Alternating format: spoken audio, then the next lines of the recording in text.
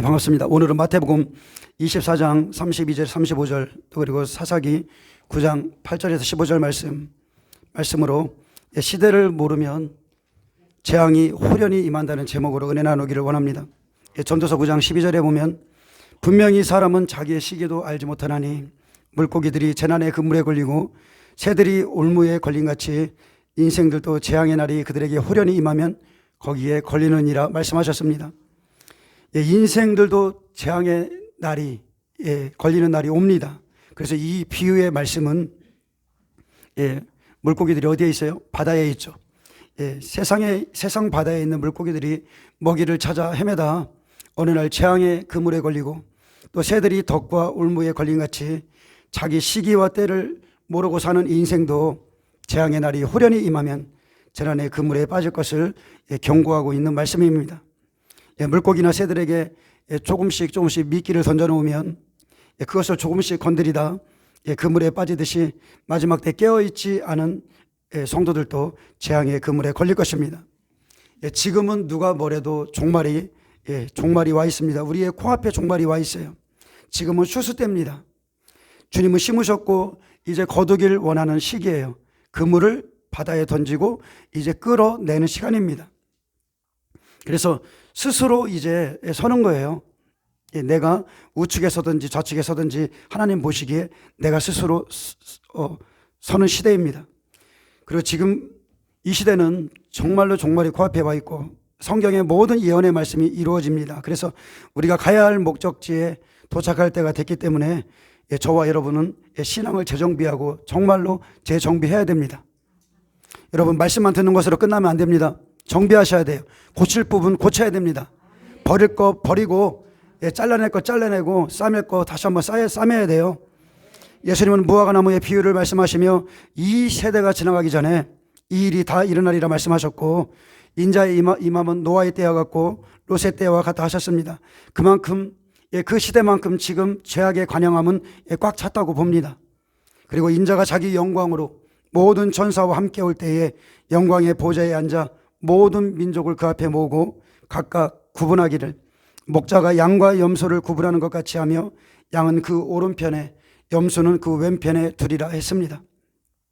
그때 임금이 그들을 다 세웁니다. 그리고 그 오른편에 있는 자들에게 내 아버지께 복받을 자들이여 창세로부터 너희를 위하여 예비된 날을 상속받으라. 또 왼편에 서 있는 자들에게 말합니다. 저주를 받은 자들아 나를 떠나 마귀와 그 사자들을 위하여 예비된 영원한 불에 들어가라. 신앙에는 여러분 결론이 있습니다. 신앙에는 끝이 있다는 말이에요. 이 끝에 여러분은 하나님 우편에 설 수 있고 좌편에 설 수 있습니다. 예수님은 양과 염소를 구분하십니다. 하나님께서 지금 저와 여러분에게 이리 가라 저리 가라 이렇게 말씀하시는 분이 아니고요. 우리 스스로 양과 염소의 자리 그 줄에 서게 하십니다. 우리 스스로예요. 예수님은 성도의 권세가 파괴되기까지 진짜 성도가 하나님이 보시기에 진짜 성도가 하나도 남을 수 없는 상황까지 갈 때에 다시 오신다 약속했기에 이때가 칠라팔이죠. 여러분이 환난과 고난을 정면으로 돌파하지 않고는 주님의 나라에 절대 들어갈 수 없습니다. 여러분은 환난을 돌파하셔야 돼요. 숨는 것이 아니라 돌파할 수 있는 영성을 가지셔야 됩니다. 한마디로 말하면 여러분은 순교자의 영성을 이 시대에 가지셔야 돼요. 그것을 가져야 예비된 나라를 상속받느냐 아니면 예비된 영원한 불에 들어가느냐 우리는 날마다 이 갈림길에 있는 겁니다. 우리의 신앙은요 어느 날 하루아침에 만들어지는 게 아니에요. 쌓이고 쌓이는 겁니다. 기도가 하루아침에 이루어집니까? 기도도 날마다 기도가 안 돼도 하나님 앞에 나오고 해야 이 기도의 단이 쌓이고 기도에 불이 내려오고 줄이 잡히는 거예요. 여러분 구원은요 막연한 게 아니에요. 구원은 명확합니다. 구원의 기준도 명확해요. 두리뭉실한 게 아니라는 거예요. 심판의 날 영광의 주님이 오시면 어둠으로부터 빛을 구별합니다. 빛이라 스스로 말하지만 어둠 가운데 있는 자들이 있죠. 근데 그 어둠 가운데에서 빛을 구별시키는 거예요. 구원을 받았다 이렇게 말하는 자들 가운데 다시 한번 빛 가운데 있는 자들만 구별시킵니다. 또 여자의 후손을 뱀의 후손으로부터 구별해 따로 세우십니다. 그래서 하나님은요 구별이에요. 구별된 자만, 거룩한 자만 천국에 들어갑니다. 근데 양의 탈을 쓴 이리, 염소가 양의 줄에 서 있다고 천국에 들어갈 수 없어요.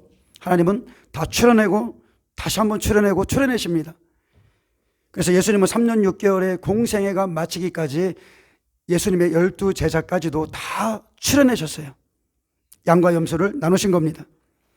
노아의 때 죄가 관영하고 모든 것이 타락하고 무너졌을 때 하나님은 한탄과 근심 속에서 내가 그것들을 쓸어버리리라, 내가 땅과 함께 멸하리라 하셨지만 노아와 그의 가족들을 그 세대의 사람들 중에서 구별해 불러내셨고, 또 그 후손들이 신할 평지에 바벨탑을 쌓았을 때도 흩어버리고 다시 아브라함을 구별해 불러내셔서 구원을 베풀어 주셨습니다. 또 아브라함에게 약속한 대로 400년이 차면 그들을 이끌어내겠다 말씀하셨고, 그때에 또 모세를 부르셔서 어린 양의 피로 그 피의 언약을 믿는 자들을 죽음에서 죄와 마귀의 권세에서 불러내셨습니다. 이렇게 구별시키는 것, 이것이 그리스도의 구원입니다. 구원은 현재성이죠. 여러분은 지금 구원받고 있어야 돼요. 지금 구원받고 있는 자가 마지막 날에 구원받습니다. 지금 생명이 있는 자가 나중에 부활하고, 지금 생명이 있는 자가 나중에 구원받는 것이지, 지금 생명 안에 거하지 않는 자 마지막에 구원 못 받아요. 교회를 오래 다녔고 이런 거 하나님 앞에 아무런 관계가 없습니다. 교회를 오래 다녔고 성경을 많이 보고 기도를 많이 하고 나이가 많이 먹고 덜 먹고가 중요하지 않습니다. 하나님의 영원한 생명이 있어야 구원받아요. 여러분, 그 생명을 받으시길 축복합니다. 그리고 구원의 긴박성을 여러분이 아셔야 돼요. 구원은 두리뭉실하게 가만히 있다고 구원받는 게 구원이 되어지는 게 아닙니다. 그냥 시간 때우며 교회 다닌다고 구원이 얻어지는 것이 아니에요.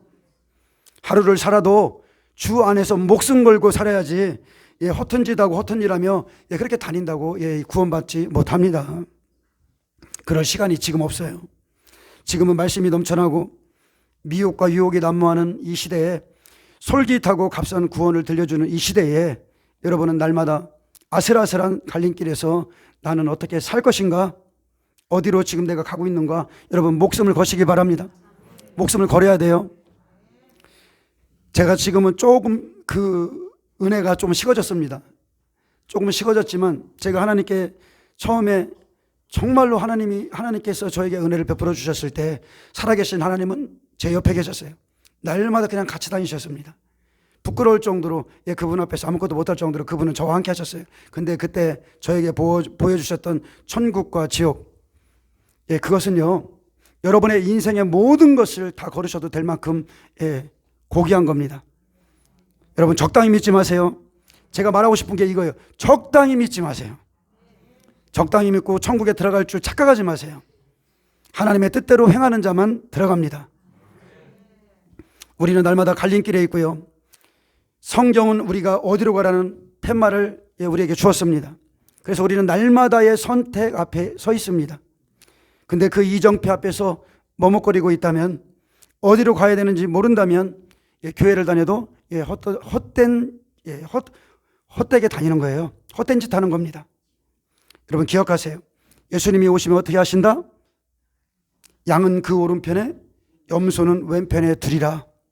그리고 창세로부터 복받은 자들이여, 이 주님의 음성을 듣는 자가 있고 저주를 받은 자들아, 이렇게 떠나갈 자가 있다는 겁니다. 다 믿는 자 안에서 일어나는 거예요. 마태복음 25장에 의인과 악인을 구별하는 조건이 나옵니다. 예수님의 모습은 어디에 있습니까? 여러분 한번 생각해 보세요. 마태복음 25장을 읽어보세요. 의인과 악인을 구별하는 조건이 나오는데 예수님은 어디에 계십니까? 예수님은요 형제 안에, 지금 여러분 안에 숨겨져 있는 거예요. 예수님은 지극히 작은 성도 안에 지금 거하시고 있습니다. 그래서 하나님을 사랑한다 하면서 형제를 사랑하지 않는 자는 다 가짜라는 거예요. 그 예수님께 어떻게 했느냐, 그것이 심판의 기준입니다. 성령 안에 있는 하나님의 백성에게 어떻게 했느냐, 이것이 심판의 기준이에요. 하나님을 다 사랑하죠. 보이지 않는 하나님 다 사랑합니다. 그러면 그 하나님을 사랑하는 것은 보이는 형제를 사랑하셔야 돼. 교회는 공동체예요. 개인이 아닙니다.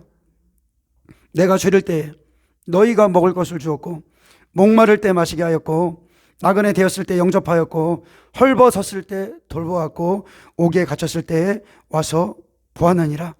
의인들이 말합니다. 이렇게 예수님이 말하니까 의인들이 말해요. 주여, 우리가 언제 그렇게 하였나이까? 너희가 여기 지극히 작은 자나에게 한 것이 곧 내게 한 것이니라. 근데 악인들의 말은 어때요? 주여, 우리가 어느 때에 주를 공양하지 아니하이더이까? 진실로 너에게 이르노니 이 지극히 작은 자 하나에게 하지 아니한 것이 곧 내게 하지 아니한 것이니라. 그들은 영벌에, 의인들은 영생에 들어가리라. 예수님은 우리의 행위에 대해 말씀하고 계십니다. 똑같이 의인과 악인도 주여를 외치고 주께 대답을 해도 예수님은 의인과 악인의 차이가 이거예요. 의인들은 자기가 한 일을 몰라요. 의인들은 자기가 한 선행이라 생각하지 않기 때문에 모릅니다. 그런데 악인들은 어떻습니까? 자기가 하지 아니한 일을 모르는 거예요. 의인들은 자기가 한 일을 모르고 악인들은 자기가 하지 아니한 일을 모릅니다. 악인들은 자기가 주를 위해 무언가를 했다고 생각해요. 그리고 의롭다고 생각하기에 반문합니다.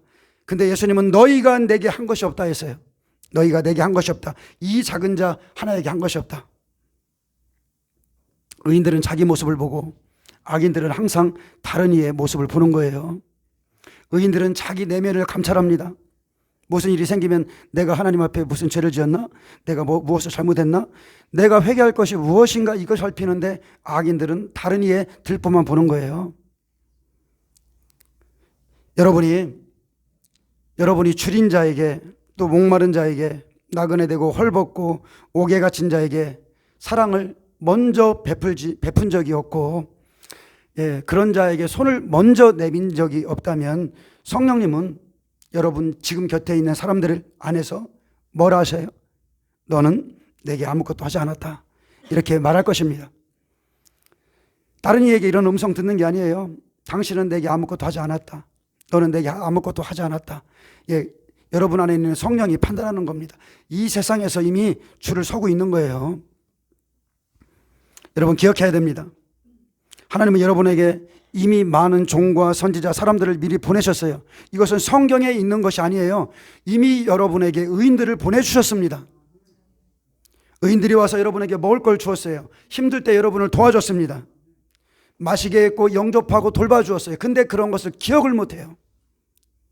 그 받은 것을 깨달아야 주여, 우리가 어느 때 주를 공양하지 아니했습니까? 이런 헛소리를 안 하는 거예요. 받은 것을 모르기 때문에 매일 원망불평이 나오는 겁니다. 여러분이 잃은 것보다 받은 것이 더 많아요. 여러분 주위의 사람들에게 받은 것이 더 많습니다. 그것을 감사하시기 바랍니다. 그리고 여러분이 온유해야 돼요. 여러분이 온유해야 땅을 기업으로 얻습니다. 여러분이 온유할 때 여러분은 사람을 기업으로 얻는 거예요. 그리스도의 사람을 얻습니다. 신앙은 사람이 먼저 돼야 됩니다. 여러분은 빛의 사람이 돼야 되고 빛의 열매를 가지셔야 돼요.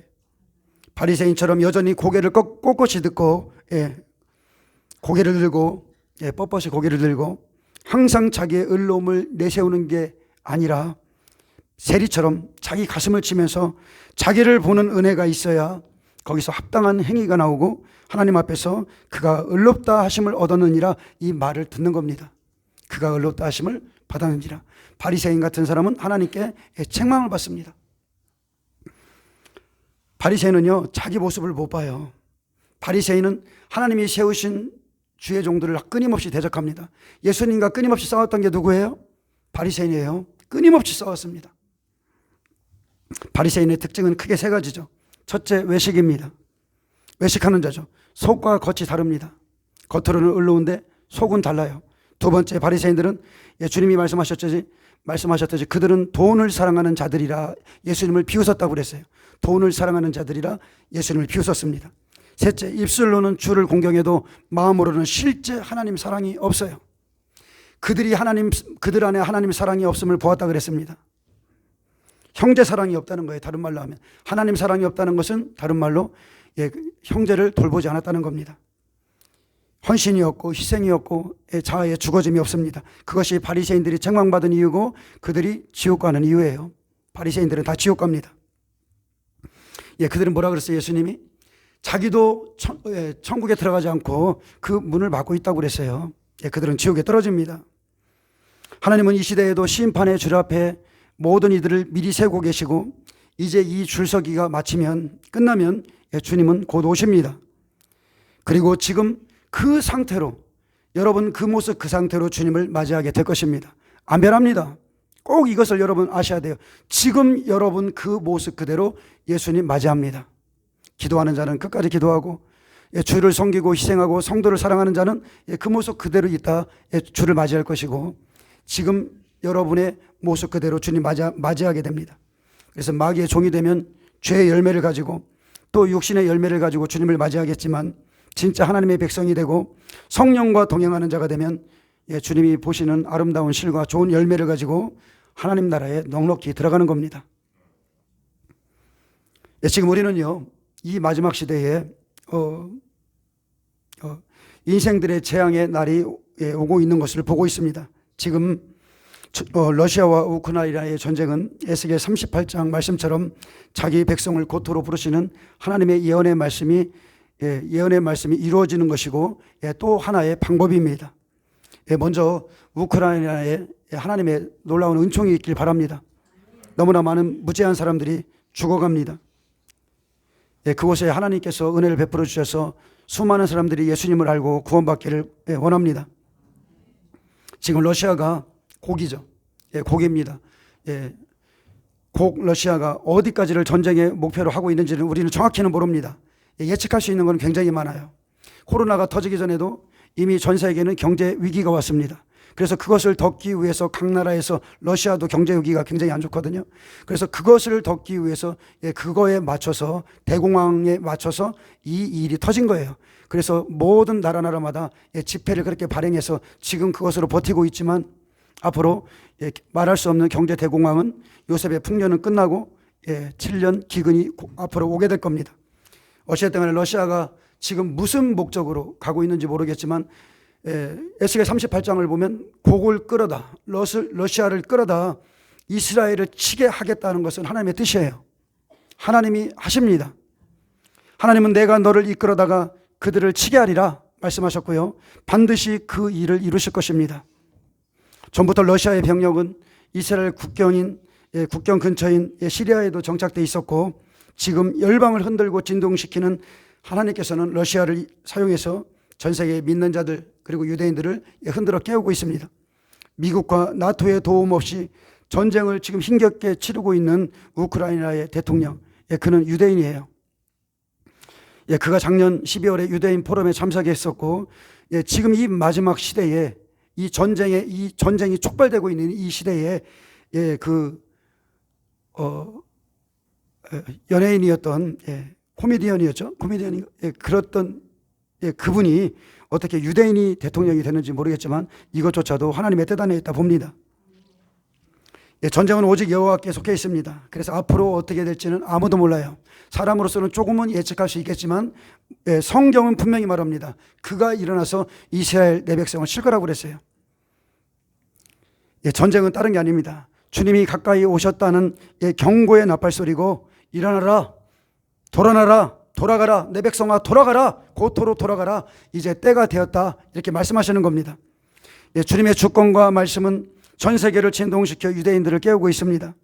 지금 하나님은 인간 역사를 주관하셔서 예언된 모든 말씀을 이루고 계시고 전쟁 전에 자신의 터전을 버리고 하나님의 뜻을 깨닫고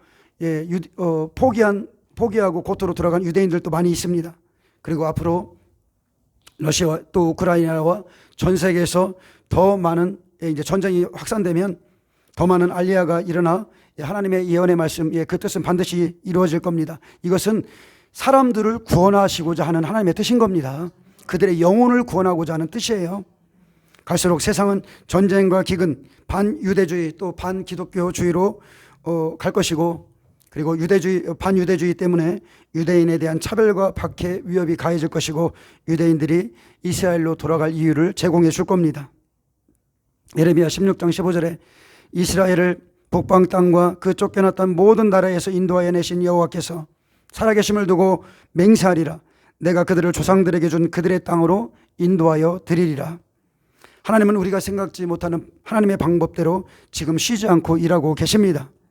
지금은 전쟁의 소식뿐 아니라 반대쪽에선 고토로 귀향하는 이스라엘 백성들을 보고 있습니다. 24일 날 러시아가 우크라이나를 침공하던 날 중국은 타이완에 무력 시위를 했죠. 이 전쟁이 예언된 말씀을 이루는 전쟁이라면 앞으로 자기 땅에 돌아와 평안히 거주하는 백성을 향해 러시아와 시리아, 수단, 이란, 터키, 에티오피아 연합군이 이스라엘을 반드시 치러갈 것이고 이 전쟁은 3차 세계대전으로 번질 겁니다. 그래서 지금이 바로 무화과 나무의 때요. 지금이 이스라엘이 구원받을 때인 것입니다. 이 일을 이루는 기초가 지금 이루어지고 있어요. 마태복음 24장 32절에 무화과 나무의 비유를 배우라. 그 가지가 연하여지고 잎사귀를 내면 여름이 가까운 줄을 아나니. 그래서 주님은 무화과 나무의 비유를 배우라. 여러분 배우셔야 됩니다. 이스라엘을 배우셔야 돼요. 이스라엘의 모습을 살피면 마지막 시대 인자가 가까이 온 것을 알 수 있다 하셨습니다. 그래서 무화과 나무는 사람이죠. 그 시대의 사람을 나타냅니다. 그래서 사사기 9장 8절에서 15절 말씀을 좀 보겠습니다. 여러분 성경을 좀 펴세요. 사사기 9장 8절에서 15절인데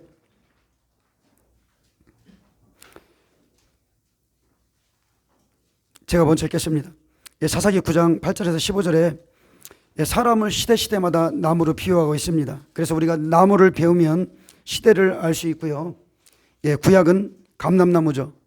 그리고 복음 시대는 무화과 나무를 말하고 성령 시대는 포도나무를 말합니다. 근데 끝날에 누가 나와요? 가시나무가 나옵니다. 가시나무인 적그리스도가 서게 될 것입니다. 그가 스스로 왕이 되려고 하고 그리고 그가 모든 사람들을 통치합니다. 그래서 나무는 시대를 상징하는 거예요. 사사기 9장 8절 하루는 나무들이 나가서 기름을 부어 자신들을 위해 왕으로 삼으려 하여 감람나무에게 이르되 너는 우리 위에 왕이 되려 하매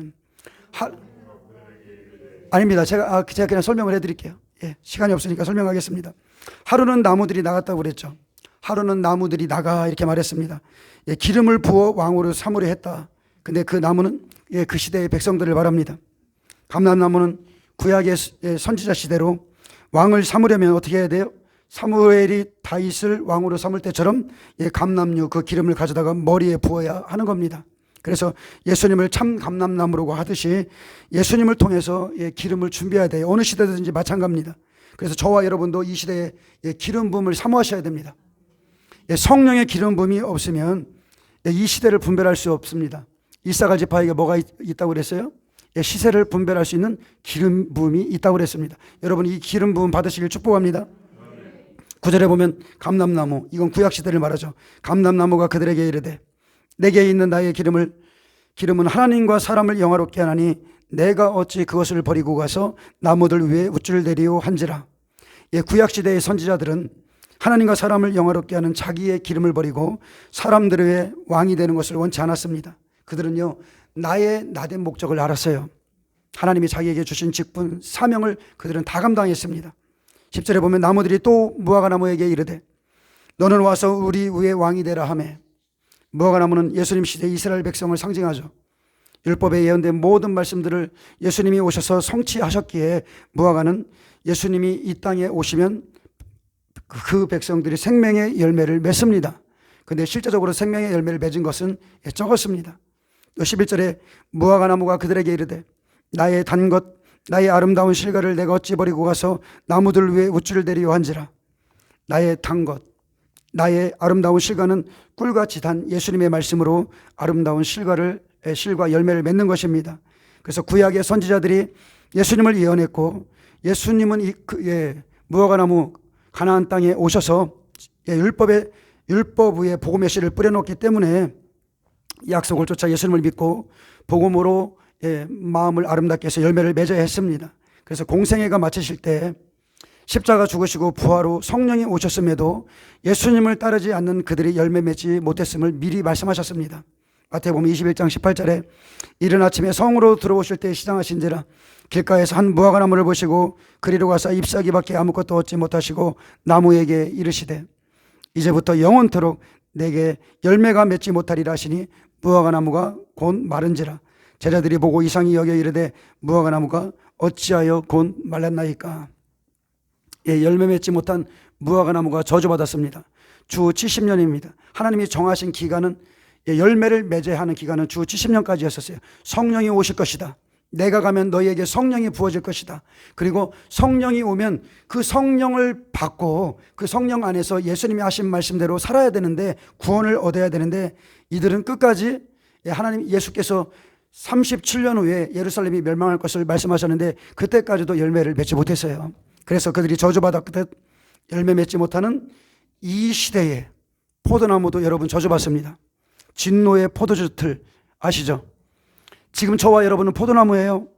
예수님은 포도나무시고 저와 여러분은 거기에 붙어있는 가지입니다. 그래서 여러분이 포도나무의 열매를 이들처럼 맺지 못한다면 여러분도 저도 저주받는 겁니다. 이것은 무서운 거예요. 열매 맺지 못하는 나무는 찍혀 불에 던져지는 겁니다. 그래서 그 나무는 열매로 하는 거예요. 그 열매는 하나님이 당연히 잘 아시겠지만 그 나무의 열매가 맺혔나 안 맺혔나 누가 합니까? 여러분 가장 가까이 있는 사람이 압니다. 가장 가까이 있는 사람. 저 사람은 열매 맺은 사람이다. 알게 되는 거예요. 12절 보겠습니다. 나무들이 또 포도나무에게 이르되, 이제는 이제 이방인 시대죠. 나무들이 또 포도나무에게 이르되 너는 와서 우리 위에 왕이 되라 하며. 포도나무는 복음 시대가 지나면 성령 시대 이방인을 상징합니다. 예수님이 주시는 모든 말씀이 생명이기 때문에 생명을 나타내는 것, 예수님의 말씀을 들은 예수님이 포도나무시고 우리가 그 말씀을 듣고 그 가지에 붙어 있으면 우리도 포도나무예요. 요한복음 15장에 우리는 포도나무입니다. 예수님이 씨를 뿌려놓으시고 이방인은 생명을 받았고 포도나무 열매는 영원하신 예수님의 피죠. 그 피의 은택과 사랑을 저와 여러분은 받고 있습니다. 저와 여러분은 그리스도의 생명 안에 지금 있는 자입니다. 우리가 떨어지지 않고 그 끝까지 그 진에게 붙어 있으면 저와 여러분은 열매를 맺어요. 안 맺을 수가 없습니다. 열매는요 다른 게 아니에요. 여러분이 성령을 받으세요. 거듭나세요. 충만하게 받으세요. 그러면은 그 열매의 생명에 그 원천적인 생명이 우리를 자라게 하는 거예요. 억지로 되는 게 아닙니다. 내가 무엇을 해야지 막 억지로 되는 게 아니에요. 예수님의 생명의 능력이 우리를 그냥 이끌어 가시는 거예요. 그래서 우리는 그냥 성령 안에 거하면 되는 겁니다. 말씀 안에 거하면 돼요. 13절 봅니다. 포도나무가 그들에게 이르되 하나님과 사람을 기쁘게 하는 내 포도주를 내가 어찌 버리고 가서 나무들 위에 우쭐대리요. 지금 여러분 보세요. 감람나무, 무화과나무, 그리고 포도나무, 이들에게 왕이 되라고 말했어도 이들은 스스로 왕이 되려고 안 했어요. 사람들을 위해 높아지길 원하지 않았습니다. 이들은 근데 여러분 높아지고 계신 분 있으세요? 많은 사람들이 신령한 은사를 받아서 스스로 높아지려고 하시는 분들 많이 있는데 진정으로 거듭난 사람은 스스로 왕이 되지 않습니다. 자신을 낮춰요. 겸손하게 됩니다. 정말 성령 안에 거하는 사람들은 겸손해져요. 하나님과 이들이 뭐라고 말합니까? 하나님과 사람을 기쁘게 하는 내 포도주. 세술은 사도행전 2장에 오순절 성령의 역사로 성령 안에 새 언약이고 이 새 언약을 받고 하나님의 영을 받고 거듭난 사람은요 스스로 높아지지 않습니다. 사도행전 2장 13절에 또 어떤 이들은 조롱하여 이르되 그들이 세술에 취하였다, 이 포도주에 취하였다 하더라. 그래서 성령 받은 사람은 하나님과 사람을 기쁘게 하는 포도주, 세술, 또 새로운 말씀을 버리고 다른 나무들 위에 우쭐대지 않습니다. 다른 사람들을 위해 머리가 되려고 하지 않아요. 왕노릇 할 수 없다는 말씀입니다. 그래서 시대마다 생명으로 가는 자, 열매 맺는 겸손한 사람은 기름과 실거와 포도주를 스스로 버리지 않고요, 스스로 왕이 되지 않습니다. 자아를 다 버리게 돼 있어요. 정말 성령 받은 사람은 자기 자아와 날마다 싸우게 돼 있습니다. 하나님 외에 왕이 없고 하나님만을 높입니다. 성령 안에 있는 생명은 하나님만을 높여요. 예수님만 높입니다. 그러나 가시 같은 나무는 어떻게 돼요? 가시 같은 나무 스스로 말 한마디에 왕이 됩니다. 14절 보겠습니다. 이에 모든 나무라는 것은요, 이제 감람나무, 구약시대, 복음시대, 성령시대 이 세 가지가 다 마쳤다는 거예요. 다 마치고 나면 이제 모든 나무가 가시나무에게 이르되 이제 적그리스도에게 말할 겁니다. 너는 와서 우리 위에 왕이 되라 하매. 그래서 가시나무는 구약시대, 예수님 시대, 성령 시대 외에는 이제 없는 나무죠. 없습니다. 근데 이방인 시대가 마칠 때에 나옵니다. 이 가시나무가. 가시나무는 구약시대나 신약시대나 성령시대에 열매 맺지 못하는 가시나무. 이것은 가시나무는 두 가지가 있는데 설명할 수가 있는데 구약시대, 신약시대, 성령시대에도 가시나무는 있어요. 근데 열매 맺지 못하는 가시나무가 율법시대나 복음시대나 성령시대 사람들 앞에서 왕노릇하는 그런 사람들도 말합니다. 구약시대나 신약시대나 성령시대 열매 맺은 나무는요, 백성을 기쁘게 하고 하나님을 기쁘게 하는 생명을 전하는 사역을 잘 감당합니다. 그러나 가시나무같이 열매 맺지 못하는 자들은 시대마다 백성 앞에서 높아지려고 하고 왕노릇합니다. 그리고 성령시대가 마치면 오늘 본문에 보듯이, 사사기 본문에 보듯이 아비멜렉 같은 자가 나와요. 성령시대가 마치면 아비멜렉이 여룻바알의 아들 70명을 쳐 죽이고 왕이 되려고 스스로 왕이 되려고 그들을 쳐 죽이고 왕이 되고자 했듯이 모든 사람 위에 군림하는 가시나무 같은 적그리스도가 등장합니다. 그래서 가시나무가 등장하면 뭐라고 합니까? 가시나무가 등장하면 15절에 가시나무가 나무들에게 이르되 너희가 참으로 내게 기름을 부어 너희 위에 왕으로 삼겠거든 와서 내 그늘에 피하라. 나의 시스템 안에 들어와라. 적그리스도의 시스템 안에 들어와라. 그리하지 아니하면 불이 가시나무에서 나와서 레바논의 백향목을 살릴 것이라 하였느니라. 지금 저와 여러분이 이 시대에 지금 들어가고 있는 거예요. 앞으로 가시나무가 서게 될 겁니다. 그리고 그에게 순복하지 아니하면 그 그늘에 들어가지 않는 자는 불이 가시나무에서 나와서 레바논의 백향목인 저와 여러분을 다 살릴 거예요. 그래서 무화과나무는 이스라엘 백성을 상징하고 주님은 무화과나무를 배우라 하셨기에 이스라엘 백성의 움직임을 보면 지금이 종말의 때임을 알 수 있습니다. 그래서 무화과나무 가지가 연하여진다는 것은 예수님이 공생애를 마칠 때까지는 율법을 다 이루셨고 예수님이 십자가에 못 박혀 돌아가심으로 율법의 마침이 되었죠. 율법에 마쳤습니다. 쉽게 말하면 율법은 죽은 것이다. 그래서 주 70년의 율법 성전이 무너졌어요. 보이는 것으로 보여졌습니다. 율법은 무너졌다. 율법은 예수님이 오셨으므로 죽었다. 그래서 율법 성전이 무너지는 것으로 보여줬고요. 그래서 무화과나무는 버려진 나무가 됐습니다. 그래서 이스라엘은 예수님을 통해서 생명을 얻지 못하는 죽은 나무예요. 근데 그 뿌리는 살아있도록 하나님께서 돌보고 계셨던 것이죠. 그래서 그 나무에 물이 오르듯이 이스라엘 백성에게 자기 땅으로 돌아가라 하신 하나님의 약속이 말씀이 성취되고 그 나무에 물이 오르고 가지가 연하여지면 인자가 이제 곧 가까이 왔다. 마지막 심판의 때가 가까이 왔다.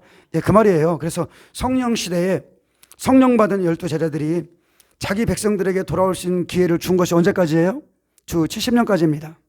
그들은 예루살렘 성전이 무너지기까지 다시 주께 돌아와야 했어요. 성령이 임하셨기 때문에 오순절날 성령이 이스라엘 민족에게 임했기 때문에 그들도 회개하고 성령을 받고 예수님께 돌아와야 됐는데 그 시간마저도 유예로 준 그 시간마저도 그들이 돌아보지 않았기 때문에 멸망받은 겁니다. 그래서 주 70년이 되니까 돌 위에 돌 하나도 남지 않고 무너짐으로 마쳤고 더 이상 예수님으로 생명을 얻을 수 없으니 죽은 나무가 되었죠. 그래서 이제 그 죽은 나무가 죽은 나무에게 그 가지가 연하여진다. 그 소리는 그들을 버렸지만 자기 땅으로 돌아온다는 약속, 그 물의 약속을 주었기 때문에 약속을 따라서 그들이 1878년 동안 버림바 되었다. 1948년 5월 14일 독립하면 자기 땅에 돌아온다는 약속의 말씀, 즉 물을 준 거예요, 그들에게. 그래서 그 물이 무화과나무에 임하니 이제 예언의 말씀이 이루어지는 시기가 되니까 그 가지가 지금 연하여진 겁니다. 때가 되니까 연하여진 거예요, 때. 여러분, 이 때가 됐기 때문에 무화과나무가 다시 일어났고 연하여졌고 이제 가지가 많아지는 거예요. 가지가 많아진다는 게 뭐예요? 이스라엘 백성들이 고토로 돌아간다는 거예요. 가지는 그동안 말라 있었지만 뿌리는 살아 있었습니다. 그래서 1948년 5월 14일 이스라엘 백성이 이스라엘 땅으로 들어가 독립했을 때 잎사귀를 내었다는 것이고 잎사귀를 내면 여름이 가까운 줄 알아라. 그래서 나뭇가지에 잎사귀가 달리듯이 많은 백성들이 이제 자기 땅 고토에 돌아갑니다. 그래서 나뭇잎은 이스라엘 백성이 돌아오는 것으로 이렇게 기록해 놓은 겁니다. 그래서 열매 맺는 7월 1일 나팔절이 가까운 줄 알라 하셨고 이제 나팔을 불면 7, 8월 여름 무화과가 열매를 맺게 됩니다. 그리고 이것이 가시나무가 나올 때 이 일이 다시 한번 일어나요. 그래서 에스라에 보면 스룹바벨 성전 재건축하는 것을 이렇게 그림자로 보여주셨습니다. 그리고 실제는 지금 저와 여러분이 사는 이 한일의 때 이제 그곳에 성전이 세워지고 다시 한번 성령이 부어짐으로 그들의 심령이 재건되는 것을 이제 보여줄 것입니다. 그래서 마태복음 24장 33절에 이와 같이 너희도 이 모든 일을 보거든 인자가 가까이 있고 문 앞에 이른 줄 알라. 여러분 제가 묻겠습니다. 여러분 정말로 이 말씀을 매일 들으니까 그렇지 여러분 지금 이게 믿어지세요? 믿어지셔야 돼요. 성령 안에 있어야 이것이 믿어집니다. 그냥 러시아의 전쟁, 러시아와 우크라이나의 전쟁이 그냥 하나의 어떤 그냥 전쟁이다 이런 정도의 차원이 아니에요. 때가 되었기 때문에 하나님이 정하신 때가 되었기 때문에 그래서 일어나는 전쟁이에요.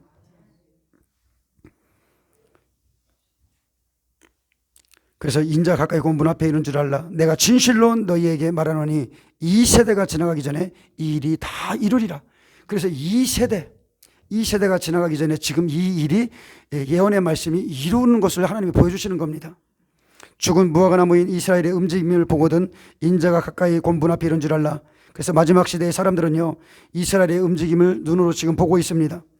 이스라엘 백성이 돌아오면 심판이 가까이 왔음을 알아라. 곧 예수님이 문 앞에 이른 줄 알라 하셨고요.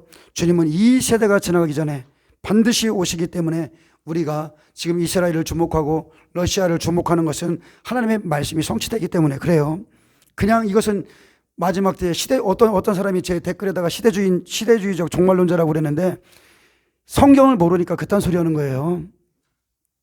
지금은 곡과 이스라엘의 전쟁은 하나님이 하시는 일입니다. 때가 되었기 때문에 일어나는 일이에요. 그래서 시편 90장 10절에 보면 우리의 연수가 70이요 강건하면 80이라도 그 연수의 자랑은 수고와 슬픔뿐이요 신속히 가니 우리가 날아가나이다. 그래서 우리의 연수가 70이라 이것을 그냥 성경에 정해놨어요. 우리의 지금 뭐 더 사는 사람 이런 차원이 아니라 그냥 하나님이 우리의 연수가 70이다. 인생을 마치는 것이다. 이렇게 정해놓으셨고 강건하면 80이라 또 이렇게 말씀하셨습니다. 그래서 영원한 세계는 강건한 사람이 들어가는 거예요. 이건 육신의 나이를 말하는 게 아닙니다. 70이라는 이 숫자는 종말의 숫자예요. 그냥 끝나는 숫자, 하나님의 모든 인류 역사가 마치는 숫자예요. 그래서 율법성전 무너지는 것도 70년이고 다시 이스라엘 백성이 자기 땅에 돌아오는 것도 70년이 되었나이다. 70년이에요. 70년. 그래서 이 시대를 보면 이제 종말을 알 수 있는 거예요. 70이라는 숫자는 하나님이 그래서 많은 사람들이요. 많은 목회자들이 이스라엘의 건국이 70년 되던 해에 얼마나 난리가 났습니까? 70년에 모든 역사가 맞출 줄 알고 이스라엘의 나팔절대에 얼마나 많이 들어갔어요.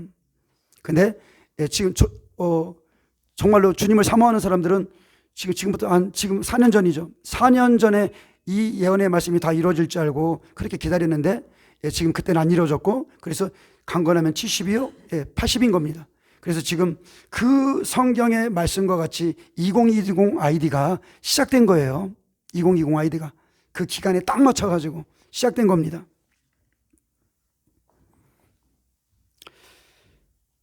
스가랴 1장 12절에도 보면 여호와의 천사가 대답하여 이르되 만군의 여호와여 여호와께서 언제까지 예루살렘과 유다 성읍들을 긍휼히 여기지 아니하시려니까 이를 노하신 지 몇 년이 되었다고요?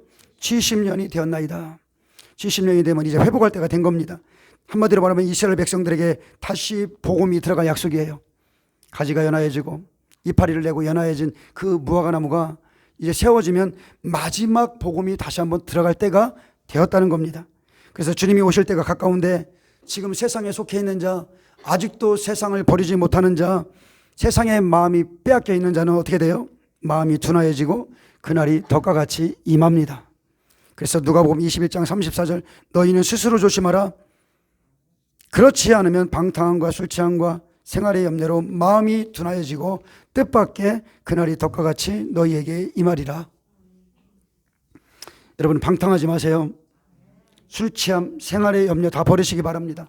이런 것들 때문에 마음이 빼앗겨서 덕과 같이 재앙이 임하는 날이 오지 않게 하시길 바랍니다. 마태복음 24장 35절에 천지는 없어지열정 내 말은 없어지지 아니하리라. 예수님은 반드시 자기의 말씀을 성취합니다. 처음 하늘과 처음 땅은 없어질지언정, 주님은 없어지게 한다고 그랬어요. 없어질지언정 하나님의 말씀은 1.1핵이라도 변하거나 없어지지 않고 다 이루십니다. 그래서 우리가 주목하는 거예요. 그래서 우리가 깨어있는 겁니다. 주님의 말씀이 변하면 우리가 뭐더러 깨어있습니까? 시대의 징조를 볼 필요가 없죠. 근데 이렇게 지금 주께서 모든 경고의 사인을, 경고의 나팔을 우리에게 주셨는데도 지금 잠을 자고 있다? 그는 부끄러움을 당합니다. 잠언서 10장 5절에 여름에 거두는 자는 지혜로운 아들이나 추수 때에 자는 자는 부끄러움을 끼치는 아들이라 했습니다. 다니엘 12장 2절에 땅의 티끌 가운데서 자는 자 중에 많은 사람이 깨어나 영생을 받는 자도 있겠고 수치를 당하여서 영원히 부끄러움을 당할 자도 있을 것이라 했습니다. 누가복음 12장 56절에는 외식하는 자여 너희가 천지의 기상은 분별할 줄 알면서 어찌 이 시대는 분별치 못하느냐, 또 어찌하여 옳은 것을 스스로 판단하지 아니하느냐. 여러분, 스스로 판단하셔야 돼요. 여러분, 성경을 보시고 지금 전하는 말씀이 하나님의 말씀이 맞는가, 여러분 스스로 판단하시고 스스로 판단이 되고 성령이 이것이 진리다, 그래야 믿고 따라가는 거 아닙니까? 여러분, 시대적인 분별이 있어야 됩니다. 그래서 누가복음 21장은요 마지막 때 심판은 온 지구상의 모든 사람에게 임하기 때문에 너희는 준비하라 했습니다. 누가복음 21장 29절에 이에 비유로 이르시되 무화과나무와 모든 나무를 봐라. 자, 다시 한번 말합니다. 지금 이제는 무화과나무만 말하지 않아요. 무화과나무가 모든 나무를 봐라. 아까 사사기 가시나무가 나오기 전에 뭐라고 그랬어요? 모든 나무라고 그랬습니다. 모든 나무가, 그래요. 그래서 이 마지막 시대에는 이스라엘 백성과 모든 나라 백성을 보라고 하십니다. 그래서 30절에 싹이 나면 너희가 보고 여름이 가까운 줄을 자연히 아나니, 자연히 안다고 그랬어요. 자연히 아나니 이와 같이 너희가 이런 일이 일어나는 것을 보거든 하나님의 나라가 가까운 줄 알라. 내가 진실로 너희에게 말하노니 이 세대가 지나가기 전에 모든 일이 다 이루리라. 천지는 없어지겠으나 내 말은 없어지지 아니하리라. 올해 이스라엘 건국 몇 년이요? 74년. 우리는 사모합니다. 기다립니다. 주님이 오실 거예요. 그래서 하나님의 약속의 말씀은 파해지지 않기 때문에 이스라엘의 백성의 움직임, 이스라엘에게 영향력을 끼치고 있는 움직임을 보거든 예수님이 강림하실 때가 거의 가까이 온 겁니다. 이런 말을 한다고 뭐 종말론적 이런 소리 하시는 분이 있는데 저는 그런 거 개의치도 안 해요. 노아의 때 어떻겠습니까? 소돔성이 무너지기 전에 아브라함이 어떻게 중보했겠어요? 다 알면서도 사람들이 뭐라 하든지 말든지 중보하는 거예요. 말하는 겁니다. 사람들을 깨우기만 하면 돼요. 잠자게 하는 것보다는 깨우는 게 낫다. 여러분, 일어나세요. 지금은 정말로 마지막 때입니다. 그리고 이스라엘을 우크라이나를 위해서 여러분 중보해 주시고요. 전쟁은 어쨌든 간에 죄 없는 사람들이 죽습니다. 전쟁만큼 고통스러운 게 없어요. 그 아이들 우는 것을 보니까 너무너무 불쌍한 거예요. 그러니까 지금 저와 여러분이 지금 하나님의 은혜 가운데 대한민국이 지금 보존받고 있는 거예요. 그래서 다시 한번 부탁드리는데 이제 선거가 얼마 안 남았습니다. 선거를 위해서 기도하세요. 하나님의 뜻이 이루어지기 위해서 기도하시고, 제가 여러분에게 부탁드리고 싶은 것은 다른 게 아니에요. 하나님은 항상 어느 쪽에 있어요? 그것을 아세요. 그것을 아시고 선거 용지를 다 여러분 몇 번 꾸기세요. 몇 번 접으시기 바랍니다. 다 접으시고 나서 다시 피세요. 피시고 여러분이 찍고자 하는 그 사람을 찍으시고 다시 한번 또 접어서 그리고 그렇게 넣으시기 바랍니다. 그리고 저번처럼 우리가 지금 부정선거가 일어나지 않도록 미리 선거하지 마시고 당일날 다 하시기를 축복합니다. 더 이상은 말 않겠습니다. 선거용지를 꼭 꾸기시고 당일날 선거하세요.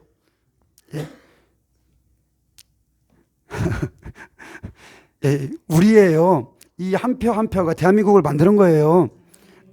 저는 제일 답답했던 게 뭐였냐면, 우리가 하나님의 말씀대로 국회의원이나 대통령을 이제까지 선출해 왔다면 이런 일이 없었어요. 어떻게 동성애를 창성하는 국회의원이 계속적으로 그렇게 국회에 나와서 당선되고 합니까? 그리스도인들이 다 잠자고 있는 거예요. 내가 지금 누구를 찍는 것도 그냥 그가 누군지도 모르고 그냥 그동안 찍어줬어요. 그래서 이런 일이 일어난 겁니다. 여러분, 올해는 3월 9일이죠. 마지막 대한민국의 심판의 날이 될 수 있습니다. 그리스도인들 깨어나세요. 깨어나시기 바랍니다. 기도하겠습니다. 주님, 이 마지막 시대에 우리가 깨어있길 원합니다. 각 개인의 구원과 나라의 구원과 열방의 구원이 오직 주께 있습니다. 우리는 시대를 잘 분별하여서 우리가 준비할 것은 준비하고 서로 힘을 합치고 연합하여서 하나님의 뜻을 이룰 수 있는 도구로 우리 생명의생교회와 이 말씀을 듣는 모든 분들을 일으켜 주시고 세워주옵소서. 오직 우리에게 성령이 필요합니다. 사람의 힘으로 순교할 수 없고 오직 성령 안에서 순교자의 영성을 가질 수 있도록 또한 축복하여 주옵소서. 감사하며 예수님의 이름으로 기도합니다.